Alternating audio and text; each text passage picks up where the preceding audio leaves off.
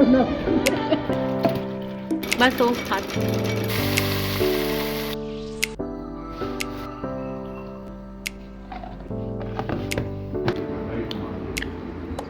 अस्सलामुअलैकुम my YouTube family. उम्मीद है कि आप सब खैरियत से होंगे और जी अल्लाह का शुक्र है कि मैं भी खैरियत से हूँ। सर्दियों की तैयारियाँ ज़ोरों शोर से चल रही हैं और एक मेरे घर में क्या आजकल तो हर तरफ इस किस्म की तैयारियाँ ही देखने में नज़र आएंगी। काफ़ी दिन से रज़ाइयों की जो है वो धुलाई और फिर उनके जो रुई थी उसकी पिंजाई चल रही थी। अभी भी देसी रुई का एक जो है वो पहाड़ सा लगा हुआ है और जो है वो रज़ाइयों की भरवाई और सिलाई जो है उसका काम भी जारी है। अच्छा, आज मैंने घर में से सारे तकिए उठाए हैं और माहम उनको बैठ के सीज़र की मदद से खोल रही है। इन तकियों के गुलाफ दोबारा से अच्छे से धुलवा कर और रुई की पिंजवाई करवा के दोबारा से इनमें भरेंगे और इनको सीकर दोबारा से सेट कर देंगे। तो ये तकिए जी दोबारा से बहुत ही नरम मुलायम से बन जाएंगे।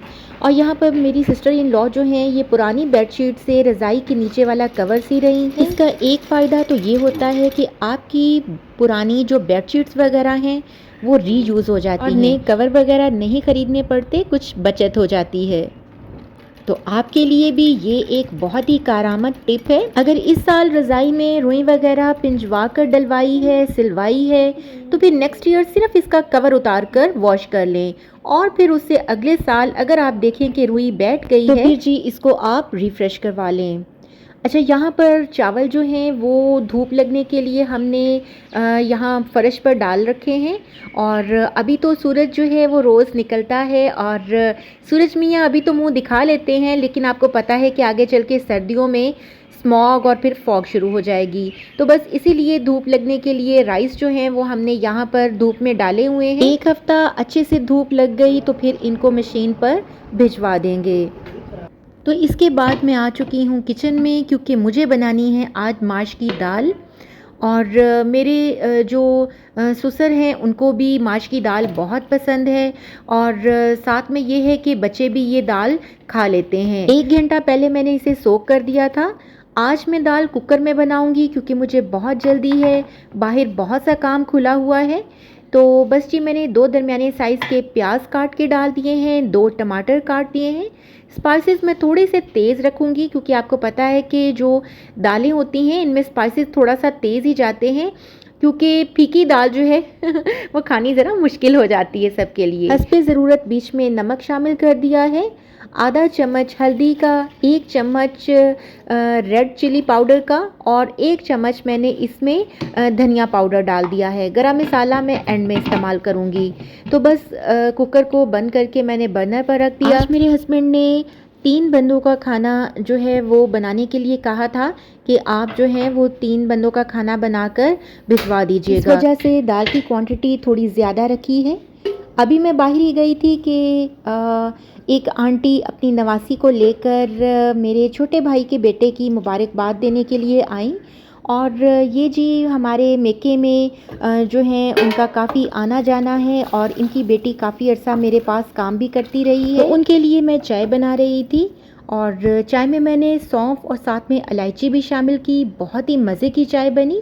साथ में मैंने समोसे और बिस्किट्स वगैरह भी मंगवा लिए। समोसे गरम अभी बना के हाँ है तो काफ़ी गर्म।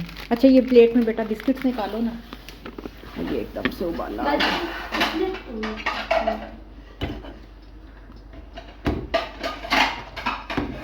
अच्छा, ये आंटी भी रज़ाइयों का काम वगैरह बहुत अच्छा जानती हैं, तो मैंने इनसे कहा कि आज तो आप बड़े टाइम पर आ गई हैं।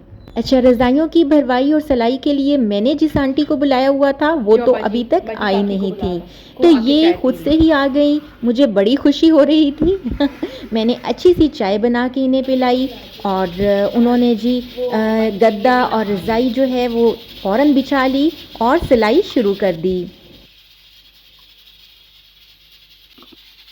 ये लो आराम से बैठ के।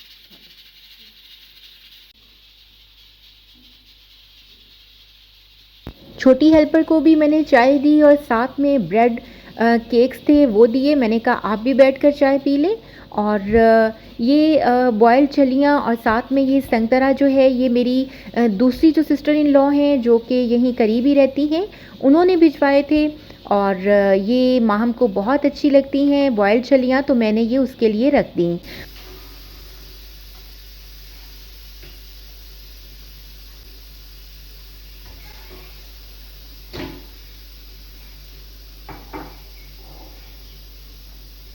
अपने लिए और अपनी नन के लिए भी मैंने समोसे जो हैं वो निकाले, चटनी डाली और फिर चाय कप्स में डाली।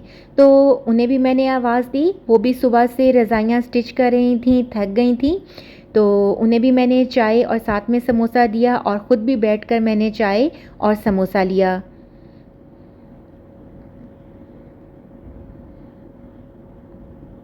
और ये समोसे जी बहुत ही गरम थे। वैसे तो ये मैंने गांव की शॉप से ही मंगवाए थे, लेकिन ये बहुत ही मज़े के और गरम गरम समोसे थे। ताक लो रब्बो, आज बाजी आई थे, बाजी हंस गई।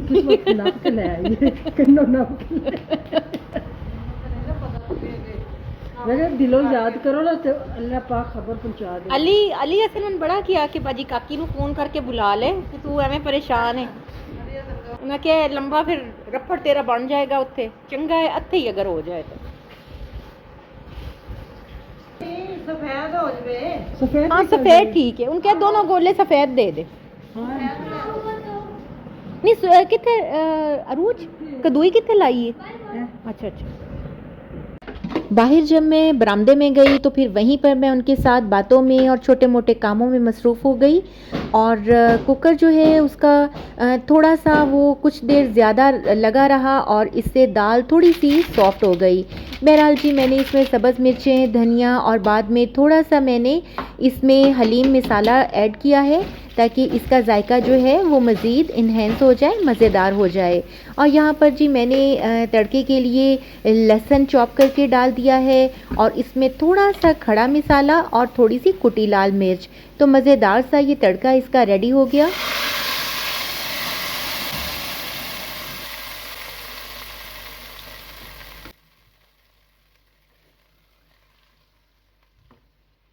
दाल थी तो बहुत ही मज़ेदार और ये हमारी दोपहर में ही सारी ख़त्म हो गई थी।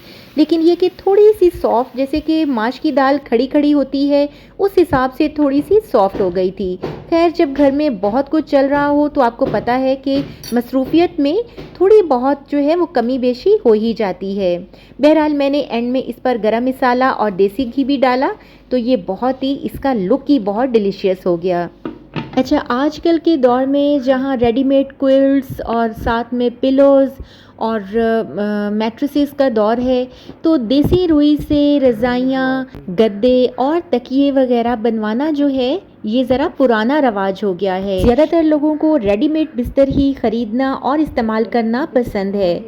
स्टिल जी बहुत से हमारे जैसे देसी लोग हैं जो अभी तक देसी रुई से ही अपने बिस्तर जो हैं वो भरवाते हैं, तकिए भरवाते हैं, गद्दे भरवाते हैं। और हमें लगता है कि सर्दी जो है वो उसको ये वाली रुई जो है यही रोक सकती है। तो बहरहाल हमारे अपने कॉन्सेप्ट्स हैं और वैसे भी जो हम अपनी माँओं को, दादियों, नानियों को करते हुए देखते हैं तो हम लोग भी उसी लाइन पर फिर चलते हैं। आप मुझे कमेंट सेक्शन में बताइएगा कि क्या आपको रेडीमेड बिस्तर पसंद है या आपको देसी तरीके से तैयार करदा बिस्तर पसंद है। खैर जी, यहाँ मैंने अपने हस्बैंड के लिए रोटी रुमाल में रोटियाँ निकाल के रखी हैं और एक छोटे राउंड डब्बे में मैंने उनका सालन, सलाद और लीमू वगैरह रख दिया और एक छोटी, उससे भी एक छोटी डब्बी में मैंने उनके लिए 2 अदद गुलाब जामुन रख दिए एज ए स्वीट डिश। तो बस जी ये तमाम चीज़ें मैंने रख के बिग वाले बॉक्स को मैंने ऊपर से बंद कर दिया और अपने हस्बैंड के लिए खाना पैक करने के बाद फिर मैंने जो उनके मज़ारे हैं उनके लिए मैंने खाना जो है वो पैक किया। और ये खाना वगैरह सब पैक करने के बाद फिर मैंने घर में सबको खाना दिया। खाना देने के बाद फिर मैंने चाय बनाई दोबारा से और सबको फिर मैंने चाय दी। अच्छा, पिछले कुछ अरसे से मेरी रूटीन बहुत ही ज़्यादा हेक्टिक चल रही है।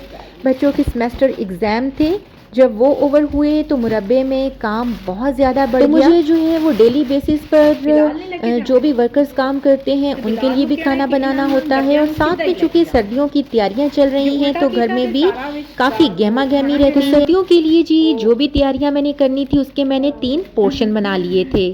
सबसे पहले पोर्शन में मैंने तमाम खेस और कंबल, साथ में कर्टन्स वगैरह वॉश करवाए और ड्राई किए, उनको प्रेस किया और दोबारा से उनको कर्टन्स वगैरह को लगा दिया और ब्लैंकेट्स वगैरह मैंने संभाल लिए।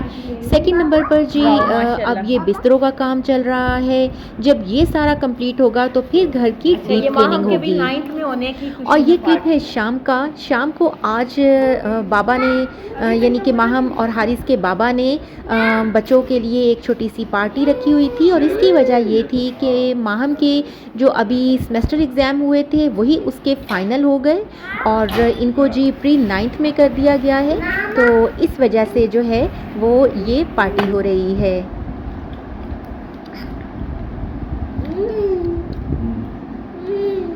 वो ले ले तू अपना उठा। अगर फिक्र लग गई।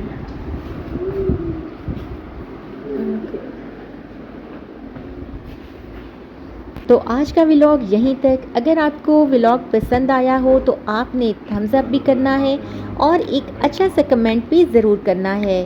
अपना बहुत सा ख्याल रखिएगा और दुआओं में याद रखिएगा। फिर मिलते हैं इंशाल्लाह जल्द ही। अल्लाह हाफिज़।